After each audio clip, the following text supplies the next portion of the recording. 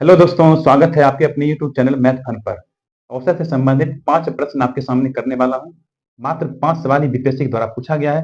इन सारे सवाल को हम डिस्कशन आपके सामने करते हैं। तो चलिए हम शुरू करते हैं। पहला सवाल आपके स्क्रीन के सामने आया होगा, गौर कीजिएगा। पी और क्यू की औसत मासिक आय 5050 है। पी और क्यू कोई व्यक्ति है, उनका औसत मासिक आय है कितना? 5050। दो व्यक्ति के औसत मासिक आय इतना है, तो दोनों व्यक्ति का टोटल आय कितना होगा?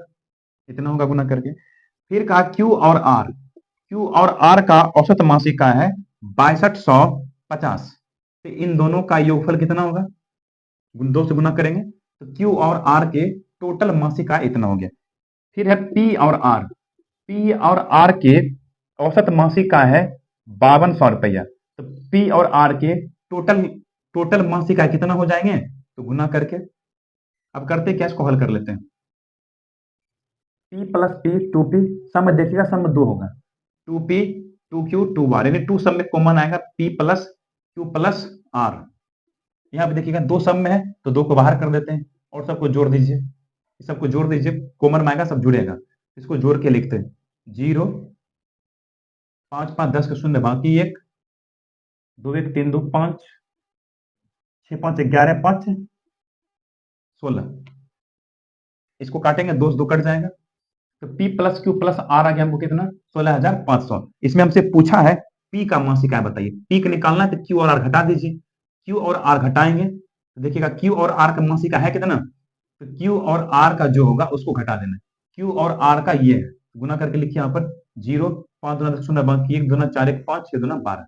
इसको घटाइएगा तो घटेगा कितना है? 0 0 0 6 में 2 घटेगा 4, यानी 4,000 आएगा। तो Q से Q कट जाएगा, R से R कट जाएगा, यहाँ बचेगा P वाला कितना? P का मासिक आ गया अपना 4,000। क्या ऐसा विकल्प है?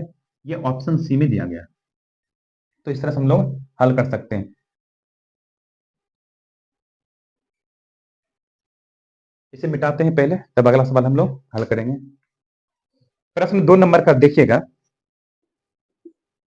20 संख्याओं का माध्य शून्य है, उनमें से अधिक कितने शून्य से अधिक हो सकते हैं? कोई 20 को संख्या, जरा गौर कीजिएगा। मान लीजिए x1 x2 x3, इस तरह से लिखते जाएंगे तो टोटल 20 को संख्या का माध्य शून्य दिया है। माध्य कितना दिया है? शून्य। माध्य मतलब कुल पदों का योग बटे में कुल पदों की संख्या। तो अगर ये 20 भाग में उधर जाएगा तो गुना में, यानी कि ये 20 पदों का जो योगफल होगा, 20 पदों का जो योगफल होगा, ये भी कितना आएगा? ये भी आएगा 0। 20 पदों के योगफल 0 हो रहा है। और सवाल आगे कहा है कि उनमें से अधिक कितने शून्य से अधिक हो सकते हैं? शून्य से अधिक की बात कर रहा है। अधिक से अधिक कितना होगा जो शून्य से अधिक होगा? शून्य से अधिक मतलब कोई धनात्मक संख्या। शून्य से अधिक मतलब क्या होता है? कोई धनात्मक संख्या होता है। शून्य से कम मतलब कोई ऋणात्मक संख्या होता है। तो गौर कीजिएगा, अगर हम मान लेते हैं कि यहां से लेकर के 19 पद तक, कितना पद तक? 19 पद तक अगर ये मान पॉजिटिव वाला होता है, ध्यान समझिएगा, पॉजिटिव मतलब शून्य से बड़ा। शून्य से बड़ा अगर सभी संख्या है, अगर इसको मान लेते हैं ये शून्य से छोटा है, शून्य से छोटा मतलब कोई नेगेटिव नंबर है, तो इनको जोड़ करके जो होंगे, इनको जोड़ के जितना भी आएंगे, इसमें से घटने के बाद तभी 0 होंगे। मान लीजिए इसको जोड़ने पर, अगर हम मान लेते हैं इसको जोड़ने पर 50 आ रहा है, तो ये नेगेटिव नंबर कितना होना चाहिए? 50 होना चाहिए, तभी तो दोनों को जोड़ करके 0 आएगा। बात समझे? इसका मतलब क्लियर है कि ज्यादा से ज्यादा कितना? ज्यादा से ज्यादा 19 को संख्या ऐसा होना चाहिए जो होना चाहिए धनात्मक, जो होना चाहिए धनात्मक। तो यही कहा है कि अधिक से अधिक कितने हो सकते हैं? तो अधिक से अधिक 19 संख्या ऐसे होंगे जो क्या होंगे? शून्य से बड़े होंगे, यानी कोई पॉजिटिव नंबर होंगे, और एक संख्या ऐसे होंगे जो नेगेटिव होंगे, ताकि दोनों को जोड़ करके क्या हो जाए? 0 हो जाए। तो आंसर अपना होगा 19। 19 संख्या ऐसा होना चाहिए जो शून्य से क्या होना चाहिए? अधिक होना चाहिए।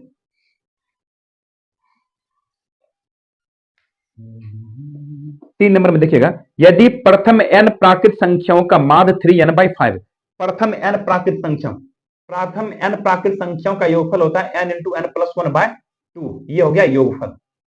प्रथम n प्राकृत संख्याओं का योगफल ये हो गया, और इसका माध्य निकालना है तो करना क्या है? n से भाग दे देना, क्योंकि n ही टोटल प्राकृत संख्या है। ये हो गया n प्राकृत संख्याओं का माध्य।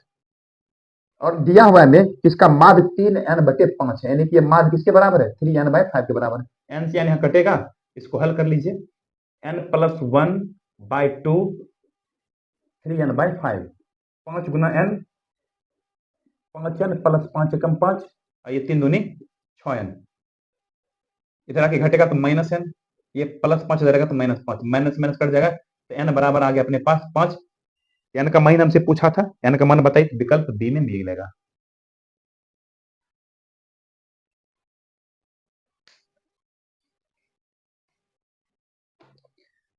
चार नंबर का प्रश्न देखिए, 5 संख्याओं का औसत 27 है, यदि एक संख्या हटा दी जाए तो औसत 25 हो जाता है, निकाली गई संख्या कौन सी होगी?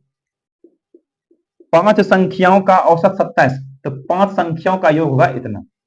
फिर कहा एक संख्या हटा देते हैं, 5 संख्या में से एक संख्या हटाएंगे, कितना संख्या बचेगा? 4 संख्या बचेगा, और इन चारों का औसत का 25 हो जाता है, तो हटाने वाली संख्या कौन होगा? तो ये घटाने से पता चलेगा। 27 × 135, 25 चौका 100, यानी हटाने वाली संख्या में पता चल गया कितना? 35 है, जो कि दिया है विकल्प सी में। समझ में आ गई बातें? यह है 5 संख्याओं का टोटल योग। योग निकालने के लिए क्या करते हैं? औसत को उसकी संख्या से गुना करते हैं। तो 5 संख्याओं के योग में से 4 संख्याओं का योग हटाइएगा तो एक संख्या बच जाएगा, और वही संख्या बचेगा जो हटाया गया है। आंसर होगा 35, जो कि विकल्प सी में दिया गया है। 5 का सवाल यहां देखिए, अंतिम सवाल है ये। एक छात्र के अंक गलती से 63 के बजाय 83 हो गया। अंक जो है गलती से 63 के बजाय कितना हो गया? 83, गलती से आया है, यानी कितना बढ़ गया? 20 बढ़ गया। 20 बढ़ा है, तो 20 बढ़ने के कारण हुआ क्या कि औसत अंक आधा बढ़ गया। औसत अंक आधा बढ़ा, संख्या में ये मान कितना बढ़ा? 20, यानी कि आंसर अपना कितना आएगा? 20 दूना 40, यानी कि टोटल कितना हो गए? टोटल छात्रों की संख्या हो गए 40, जो कि दिया है ऑप्शन नंबर बी में।